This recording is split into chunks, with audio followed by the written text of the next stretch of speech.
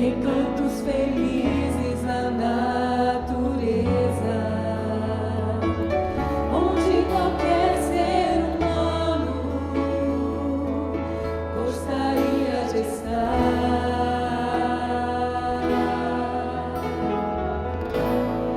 Mas de todos os lugares,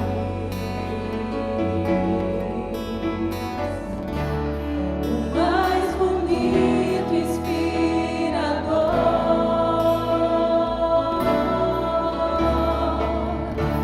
é onde fico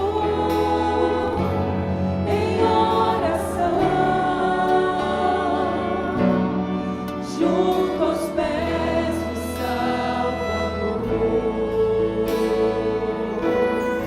O melhor lugar do mundo é aos pés do Salvador. É ali onde a esperança traz alívio ao sofredor. É ali onde eu me encontro com a fonte do amor. O melhor lugar do mundo é aos pés do Salvador.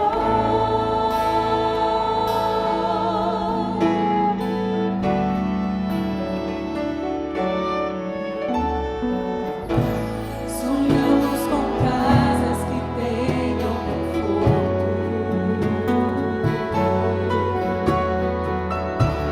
talvez numa costa com vista pro mar.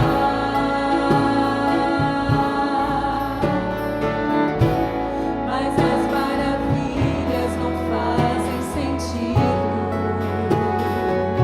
se Cristo não está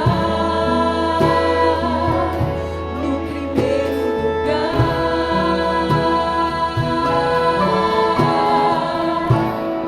Ao sentir a paz de Deus,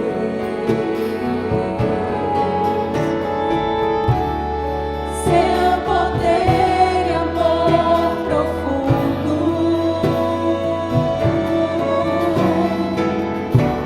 eu posso estar onde for. Eu sou feliz por me encontrar no melhor lugar do mundo. O melhor lugar do mundo é aos pés do Salvador. É ali onde a esperança traz alívio ao sofredor.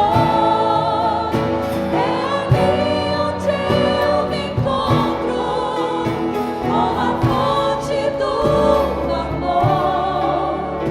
O melhor lugar do mundo é aos pés do Salvador. É ali onde eu me encontro com a fonte do amor.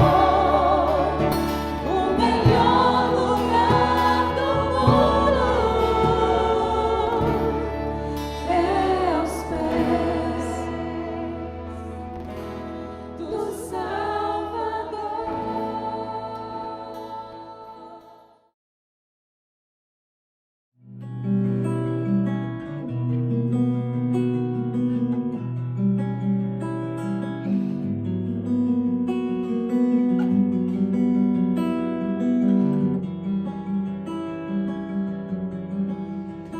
Mais uma porta de fora se parece com aquela que fechou, mas o que há por dentro meu olhar não revelou. Vitória ou derrota, o que a vida me guardou. E vou entrando Parece que voltei pra onde tudo começou. Um grande labirinto meu caminho se tornou. Cansado de seguir meu coração, eu já estou. Quando Deus abrir, eu vou entrar. E ali eu sei que vou me encontrar. E não vou me frustrar, pois Deus só abre as portas de onde Ele está.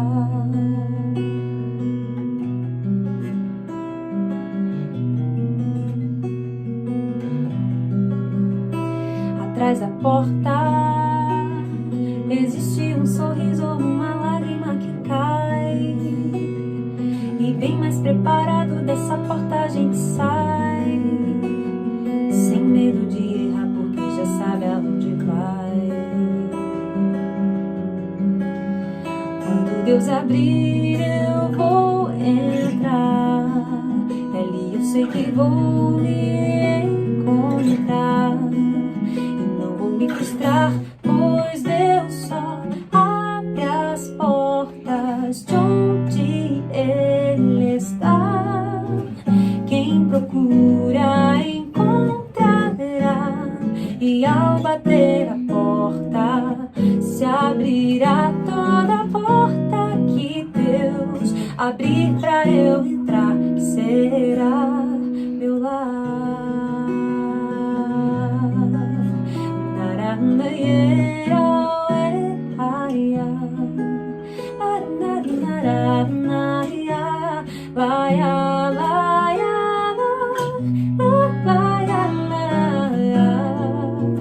Quem procura encontrará, e ao bater a porta se abrirá toda a porta que Deus abrir pra eu entrar, será meu lar. Quando Deus abrir eu vou entrar, e ali eu sei que vou me encontrar. E não vou me frustrar, pois Deus só abre as portas de onde Ele está.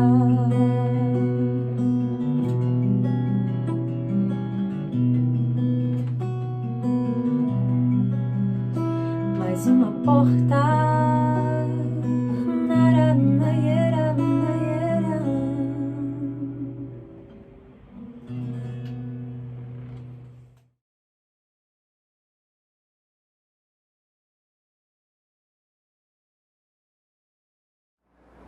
Olá, meu querido amigo, minha querida amiga. É um prazer, um privilégio poder estar com vocês aqui nesse momento.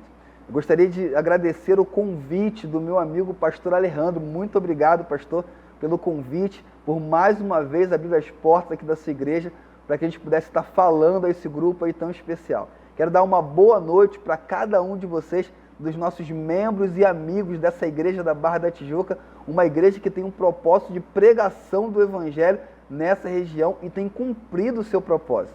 Quero também dar uma boa noite, uma boa tarde, uma boa madrugada, quem sabe para você que nem conhece uma igreja adventista, mas estava passeando na internet, zapeando aí, e encontrou o canal, encontrou ali esse vídeo e agora está curioso, o que esse camarada vai falar? Eu vou dizer uma coisa para você, fica conectado aí, não foi coincidência não, foi Jesuscidência, exatamente.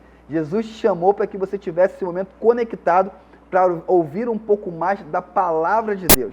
E você sabe, ouvir a palavra de Deus sempre foi importante, mas no contexto de mundo que nós estamos vivendo, eu tenho para mim que é essencial. Essencial por quê? Porque você sabe, você liga a televisão e você só encontra notícias ruins. Mas na palavra de Deus nós encontramos o Evangelho de Cristo. E você sabe, o Evangelho é o poder de Deus para transformar a vida das pessoas. E a própria palavra Evangelho tem a ver com boas notícias. Já pensou? Toda vez que a Bíblia é aberta e o Evangelho é pregado, você é bombardeado por notícias positivas, notícias que te trazem esperança. E o propósito nesse momento é mais uma vez compartilhar esperança por meio da palavra de Deus. Por isso eu quero convidar você a abrir a sua Bíblia no livro de Gálatas. Nós vamos estudar o livro de Gálatas agora, capítulo 5, e nós vamos ler o versículo 22 e o versículo 23. Mas antes de lermos, eu tenho uma mania de sempre antes de ler a Bíblia fazer uma oração. Eu acredito que você tenha também, né? Uma boa mania. Eu convido você então para fechar os seus olhos e nós vamos falar com Deus. Vamos orar? Querido e bondoso Deus que habita nos céus, que privilégio, que oportunidade tremenda que nós temos de estudar mais uma vez a sua palavra, Senhor. Você sabe que sua palavra é santa, ela transforma vidas, mas ela vai ser ministrada agora por alguém que é pecador, por alguém que é falho. E também eu vou falar para pessoas que são pecadoras, falhas. Por isso eu peço, Senhor, que o Senhor venha trabalhar o meu coração, ungir os meus lábios também, para que eu venha falar palavras que venham de Ti. E que o Senhor venha trabalhar no coração das pessoas também que estarão ouvindo essa mensagem, para que elas venham ser transformadas pelo poder do Seu Santo Espírito. Lhe pedimos essas bênçãos em nome de Jesus. Amém, Senhor. Amém. Convido então você a abrir no livro de Gálatas, capítulo 5, versículo 22. Vamos abrir aqui, vamos ler esse texto de Gálatas. Vem dizendo o seguinte, na minha e na sua Bíblia: mas o fruto do Espírito é o amor, alegria, paz, longanimidade, benignidade, bondade, fidelidade, mansidão, domínio próprio. Contra estas coisas não há lei. Olha que texto fantástico, né? Você sabe que o contexto aqui do livro de Gálatas é muito interessante. O foco, o propósito do livro de Gálatas é falar um pouco sobre a justificação pela fé. Que a salvação não vem pelo que o homem faz, mas a salvação vem pelo que Cristo fez por cada um de nós. A salvação é assim, não depende de mim e de você, mas depende do que Cristo já fez por nós. Nós precisamos apenas aceitar. E aqui, no capítulo 5, a partir do verso 16 até o verso 22, ali, 23, o apóstolo Paulo, ele começa a falar sobre a luta que existe da carne contra o espírito. A luta que todos nós temos. A luta contra a carne, da carne e o espírito. A carne nos leva a fazer o que nós sabemos que é contrário à vontade de Deus. E o Espírito Santo age em nossas vidas para que possamos seguir a vontade de Deus. Existe essa luta constante. Por vezes caímos, nos levantamos, porque o cair é do homem, mas o levantar é de Deus. E o apóstolo Paulo começa a falar sobre esse tema. Mas mais um pouco à frente, a partir do verso 19, ele começa a falar sobre as consequências de quem anda de acordo com a carne, de acordo com os seus instintos. E ele fala ali sobre as obras da carne. São obras que eu e você produzimos. E ele fala sobre 15 obras ali. Ele fala sobre as obras da carne como feitiçaria, inimizade, porfias, ciúmes, iras, discórdia. Tudo isso vem como fruto da nossa carne, do pecado que milita em cada um de nós. Mas depois, o apóstolo Paulo, ele começa a apresentar algumas virtudes do Espírito Santo em nós. Interessante é que quando fala sobre as obras da carne, o apóstolo Paulo deixa claro que são obras que nós produzimos, eu e você produzimos. Mas quando fala sobre o fruto do Espírito, são virtudes que Deus produz na vida do ser humano. Não vem de nós mesmos, nós não somos capazes de produzir nada disso. E aqui você percebe, no capítulo 5, verso 22, ele apresenta 9 virtudes. Ele fala aqui sobre o amor, como eu li para vocês, a paz, a longanimidade, a benignidade, a bondade, são várias virtudes. Só que o curioso é que no versículo 22 ele diz assim, mas o fruto. Aí parece que tem alguma coisa errada. Teve um errinho aqui, porque ele fala o fruto, mas ele apresenta várias virtudes. Aí alguns teólogos têm algumas versões sobre isso, algumas opiniões. Alguns entendem que na verdade é um fruto só apenas, mas esse fruto ele é composto por essas várias virtudes, todas elas juntas. Quando elas são trabalhadas em conjunto, isso significa que a pessoa tem o fruto do Espírito, porque o Espírito Santo, quando ele transforma o nosso coração, quando ele transforma a vida do ser humano, ele não transforma uma parte da vida. Ele não transforma apenas a metade da vida, 90% da vida. Claro que não. Quando Jesus transforma a vida de alguém, ele transforma por completo. Se você está esperando uma transformação em Cristo Jesus, eu quero dizer uma coisa para você. Se você se entregar, ele te transforma por completo. É bem claro aqui. Mas tem uma outra visão também desse texto, e é a visão que eu particularmente prefiro, entendo melhor, que deixa bem claro o seguinte, que o fruto do Espírito, na verdade, é o amor. O amor é o fruto do Espírito. E todas as outras virtudes que se seguem são uma consequência de quem possui o amor de Cristo. Afinal de contas, isso é muito fácil entender, porque é impossível nós termos alegria sem amor. Você pode até ter uma alegria passageira que dura uma noite, mas a alegria verdadeira não, você não experimenta. Você não pode ter a paz se você não tiver o amor de Cristo no coração. Você não consegue ter benignidade se você não tiver o amor de Cristo no coração. O amor é a característica ou fruto do Espírito que vai te trazer em conjunto todas essas virtudes. E é isso que eu entendo aqui. Mas se eu vou falar sobre o amor, se eu entendo que o amor, então, é a característica principal do cristão, porque o amor é a essência de Deus, se somos semelhantes a Deus, precisamos ter amor em nossas vidas também, nós precisamos entender que amor é esse. Exatamente. De que tipo de amor eu estou falando? Porque, na verdade, existe uma visão moderna bastante antibíblica sobre o amor.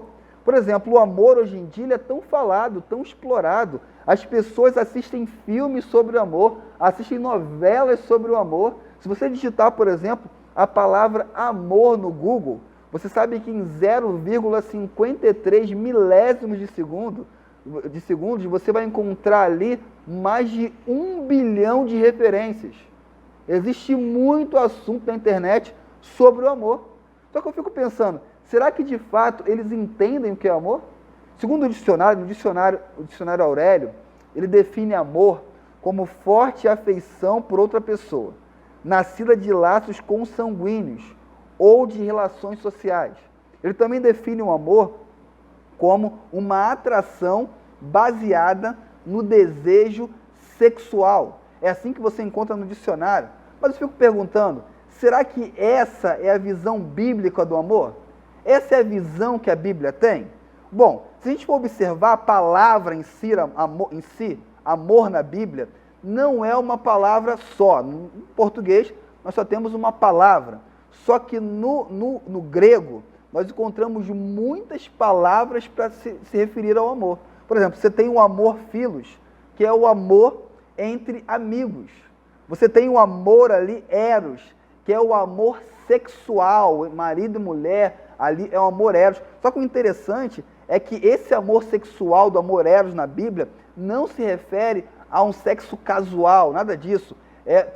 Se refere ao relacionamento sexual de compromisso, de conhecimento. Nós temos, por exemplo, o amor ágape, que é outro tipo de amor, que é o amor supremo, é o amor que Deus tem por cada um de nós, é o amor que independe do que você faça por ele, Deus vai continuar te amando. Então são várias palavras na Bíblia, no grego, para se referir a amor.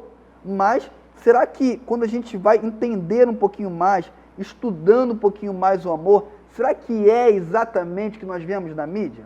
Bom, para entendermos um pouco mais sobre a maior virtude de Deus, que é o amor, nós precisamos entender primeiro, meu querido amigo, minha querida amiga, o que não é o amor. Exatamente. Precisamos entender o que não é, porque nós entendemos muito mais o que não é do que, na verdade, o que é. Você percebe que, por exemplo, o amor, ele não é uma opção.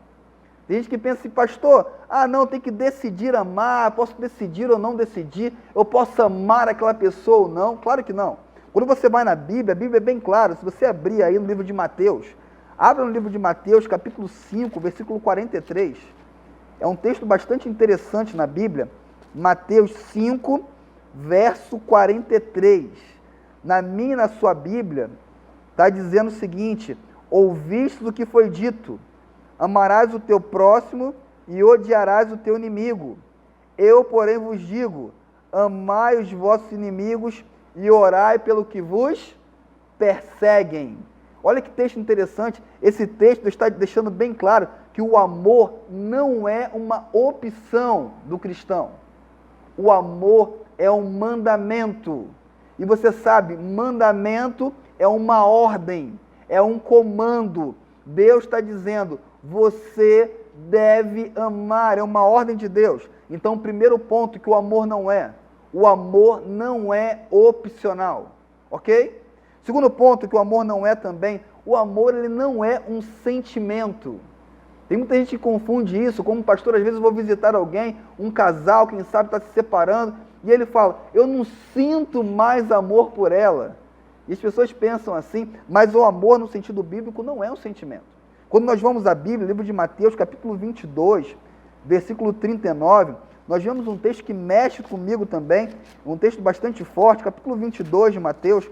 Abra sua Bíblia aí, 22, no versículo 39, ok? Na minha Bíblia está dizendo o seguinte, este é o grande e primeiro mandamento. O segundo é semelhante a este amarás o teu próximo como a ti mesmo. E aí o verso bíblico é bem interessante, dizendo o seguinte, destes 2 mandamentos dependem toda a lei e os profetas. Então ali Deus mais uma vez está dando uma ordem. Quando você vai no livro de Mateus, que nós lemos agora há pouco, ele vem ordenando que devemos amar os nossos inimigos. Se você vai no livro de Efésios, capítulo 5, verso 25, não precisa abrir na sua Bíblia, mas em Efésios 5 e 25, Deus ordena aos maridos amarem as suas esposas. Ele diz assim, maridos, amem as vossas mulheres. É uma ordem de Deus. Nós somos bombardeados, biblicamente falando, por comandos de Deus dizendo o seguinte, você deve amar. E eu fico pensando, o amor não pode ser um sentimento. Porque se fosse um sentimento, seria um tipo de coisa difícil de controlar. É verdade. Os sentimentos do ser humano, eles são praticamente incontroláveis.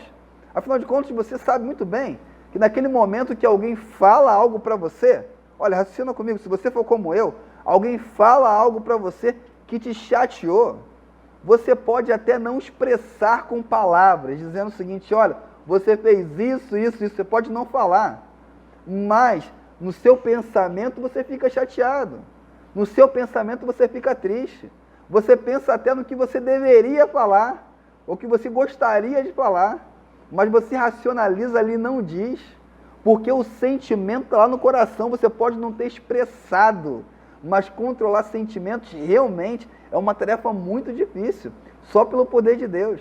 Mas aqui Deus está dando uma ordem direta, você deve amar. E aí imagine uma coisa, imagine Deus dar um comando, quando na verdade você não consegue controlar, porque é um sentimento que vem do nada e vai do nada. Não, não é assim. O amor bíblico, na verdade, ele não é um sentimento. E quando nós vemos os livros de romance, ou nós abrimos o nosso celular para ver as definições de amor, ou quem sabe vamos a Hollywood, nós vemos várias definições como se o amor fosse um sentimento apenas. Eu escuto vira e mexe, como eu falei para vocês, casais dizendo o seguinte, eu não amo mais a minha esposa, eu não amo mais o meu marido, porque acabou o sentimento. Mas meu querido amigo, minha querida amiga, eu quero dizer para você, o amor não é um sentimento que vai e vem. Aí você pode pensar, pastor, então assim, o que é o amor então? Se ele não é um sentimento, ele é o quê? Ele é uma decisão, você tem que decidir. Agora então, ele é o quê então? O amor então, como eu disse para vocês, ele é uma decisão. Se ele não é um sentimento, se ele não é opcional, ele é uma decisão. Eu preciso decidir amar. É igual naquele dia que você acorda de manhã e você pensa, bom, eu gostaria de ficar na cama até meio-dia. Eu gostaria de não precisar trabalhar mais. Mas você sabe, você precisa decidir todo dia se levantar e ir trabalhar. Mesmo que você não seja fã daquele trabalho, mesmo que você esteja cansado, porque é uma decisão para você continuar a sua vida. O amor, ele também é uma decisão. Eu quero dizer para você, nesse momento, que o seu casamento está acabando, não é porque o amor está acabando, não.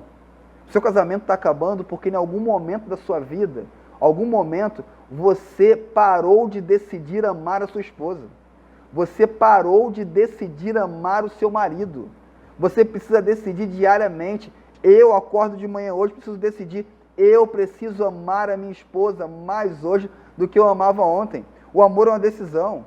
As pessoas se afastam de Deus, por exemplo, não é porque deixaram de amar a Deus, nada disso. Não é porque o sentimento foi embora, na verdade. Eles deixaram de amar, mas não é porque o sentimento foi embora. Na verdade, eles deixaram de amar porque pararam de decidir amar ao Senhor diariamente. Pararam de tomar uma decisão. E quando eu tomo uma decisão de amar a Deus, eu vou à sua palavra, eu oro a esse Deus, eu desenvolvo um relacionamento com Ele. Então você percebe ali que o amor, ele é uma decisão. Nós precisamos decidir a cada dia amar o nosso próximo. E falar assim, Senhor, por favor, coloque esse amor no meu coração. Não tenho. É uma virtude que vem de Ti. E quando Ele coloca o amor no coração, todas as outras virtudes do Espírito Santo, elas vêm como consequência daquele que começou a colocar o amor de Deus em seu coração. Afinal de contas, amigos, não tem como você ser filho de Deus, mas você não amar. Não tem como. É meio incoerente. Dizem por aí que filho de peixe, peixinho é, não é verdade? E filho de Deus também deve ser movido pelo amor de Deus. Mesmo porque se você abrir a sua Bíblia, abra a sua Bíblia em 1 João, por exemplo. Abra a sua Bíblia no texto de 1 João. É um texto bastante interessante. 1 João, é lá pertinho de Apocalipse, ok? Se você abrir a sua Bíblia agora, no livro de 1 João, capítulo 4, versículo 7, ok? 1 João, capítulo 4, você vai abrir na sua Bíblia aí, versículo 7 e versículo 8.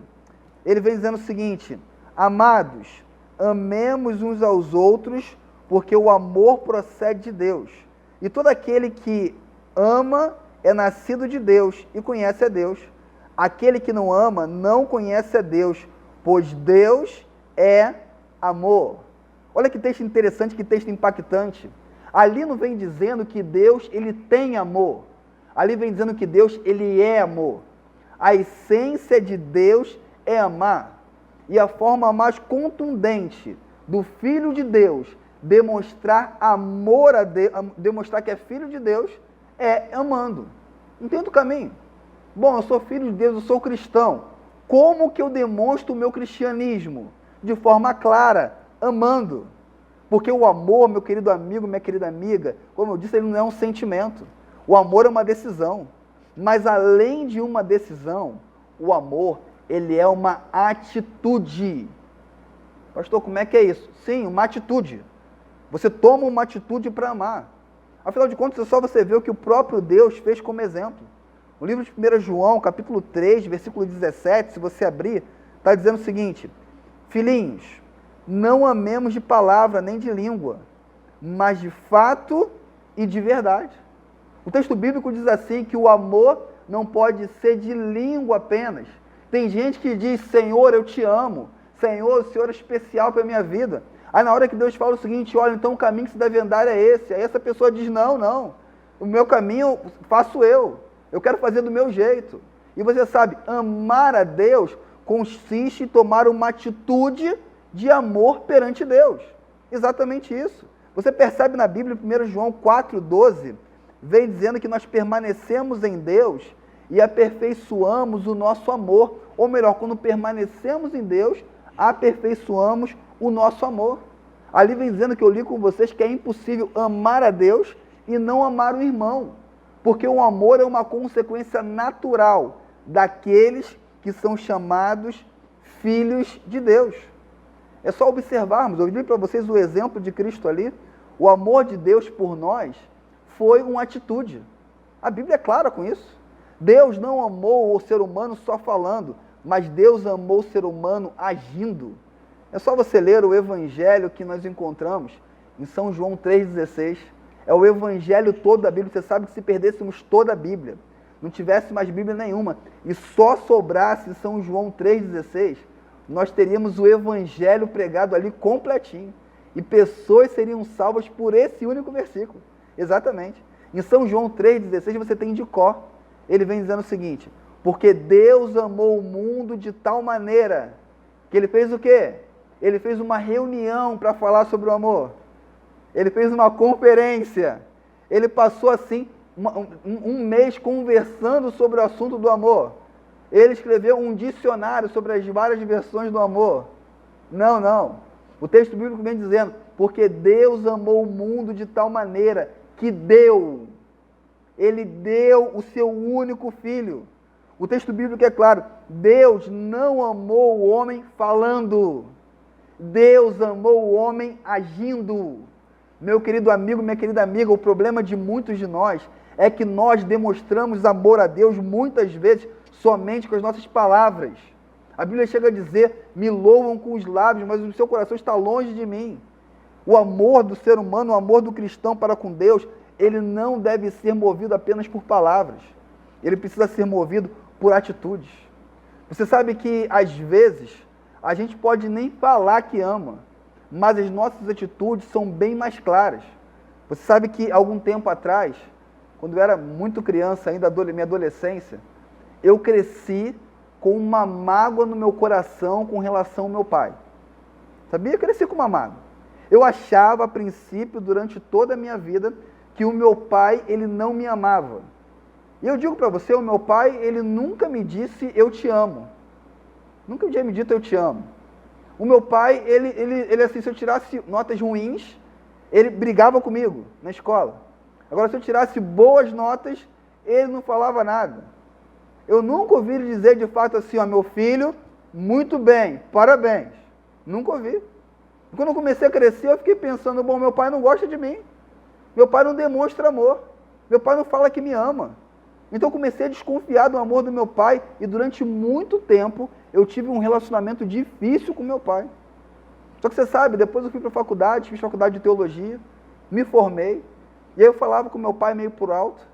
Aí um dia minha esposa virou para mim e falou, Jefferson, você tem que falar mais com seu pai, você tem que se aproximar mais dele.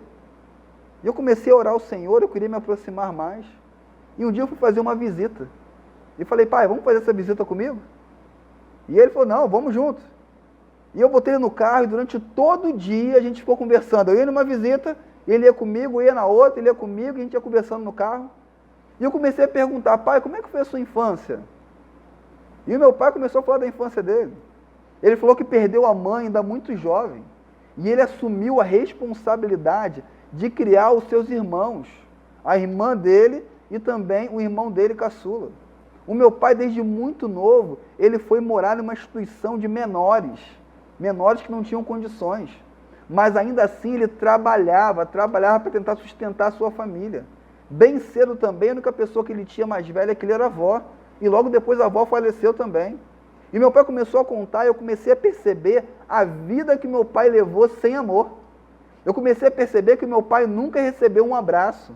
O meu pai nunca tinha recebido um eu te amo na infância. Mas ainda assim ele tinha uma preocupação tremenda de cuidar dos seus irmãos.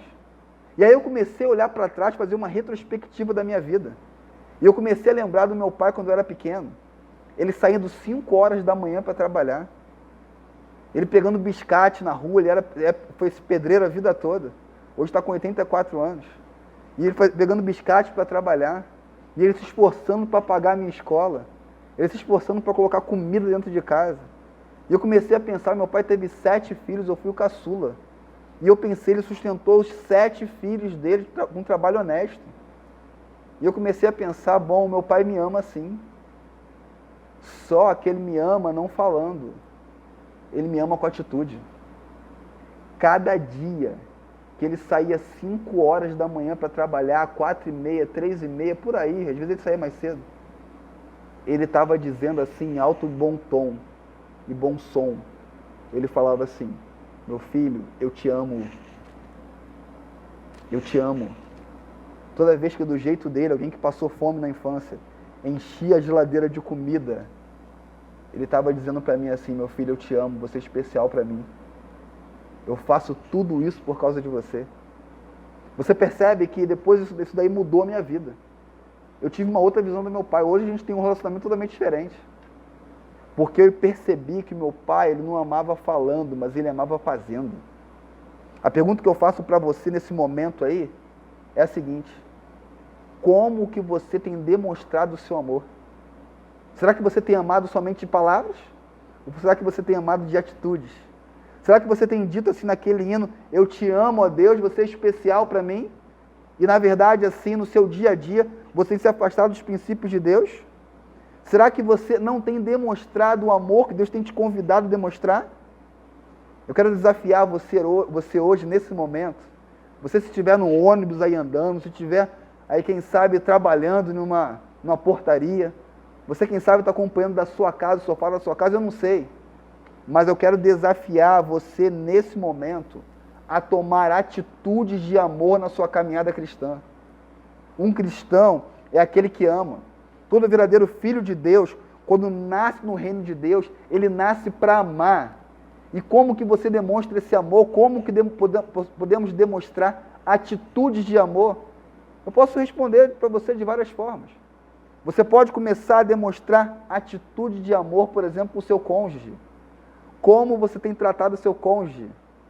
Você fala, eu amo lá no fundo do meu coração, mas quais têm sido as suas atitudes? Demonstre atitude de amor. Quem sabe para os seus filhos, quais têm sido as suas atitudes para com eles? Quem sabe como tem sido a sua atitude de amor para com os seus subordinados? Como tem sido a sua atitude de amor para com o seu chefe? Como você tem agido com as pessoas? Você sabe que a maior atitude de amor que um ser humano pode ter é olhar para o próximo e se preocupar com a salvação do próximo, assim como Deus se preocupou com a nossa salvação. A Bíblia vem dizendo, porque Deus amou o mundo, e o amor que Ele teve por nós o levou a entregar o que Ele tinha de melhor, o seu Filho amado, Jesus Cristo. Qual o convite que eu tenho para fazer nesse momento? É simples, mas é desafiador. O convite é que você entregue o seu coração por completo ao Senhor. E o convite é que você entregue o que você tem de melhor a Ele. Exatamente. Deus entregou o que Ele tinha de mais precioso, porque Ele nos ama. E o convite de Deus é o seguinte, meu filho, eu te amo e eu agi para mostrar o meu amor. Agora, nesse momento, Deus está fazendo um convite para você. E o convite é o seguinte, você precisa me amar agindo. Você precisa me amar agindo. Eu não sei como é que está a sua vida. Eu não sei como é que tem sido as suas promessas para Deus. Às vezes iniciamos um novo ano e você fala, olha, eu quero ter um ano diferente. Mas como ter um ano diferente fazendo as mesmas coisas? Esse ano de 2021 precisa ficar marcado na sua vida. E precisa ficar marcado em que aspecto? Como um ano que você permitiu que Deus tomasse o controle absoluto da sua vida. Que Deus começasse a administrar a sua vida.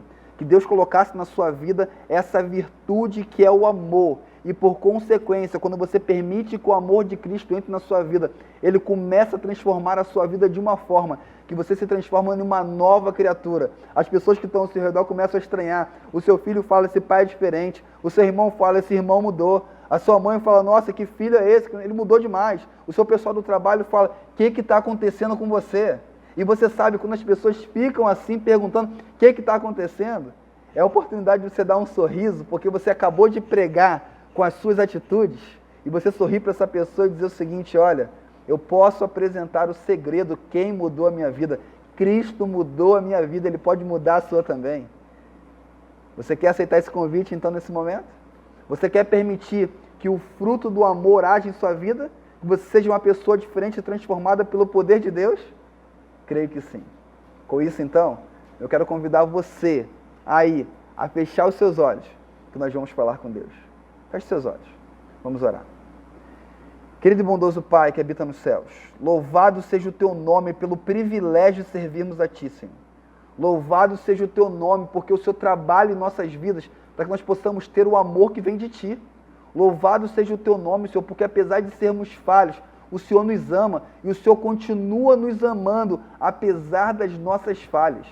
E louvado seja o Teu nome, Senhor, porque as nossas obras são as obras da carne. Mas o Senhor nos oferece agora o fruto que vem do Seu Santo Espírito, que nós não somos capazes de produzir, mas pelo Teu poder, o Senhor pode transformar a nossa vida para que tenhamos o fruto do amor e, por consequência, todas as outras virtudes do Espírito Santo. Abençoe a cada um de nós, nos dê um restante de semana, um restante de noite, um restante de dia, um restante de ano na sua presença, em nome de Jesus. Amém, Senhor. Amém. Que Deus te abençoe.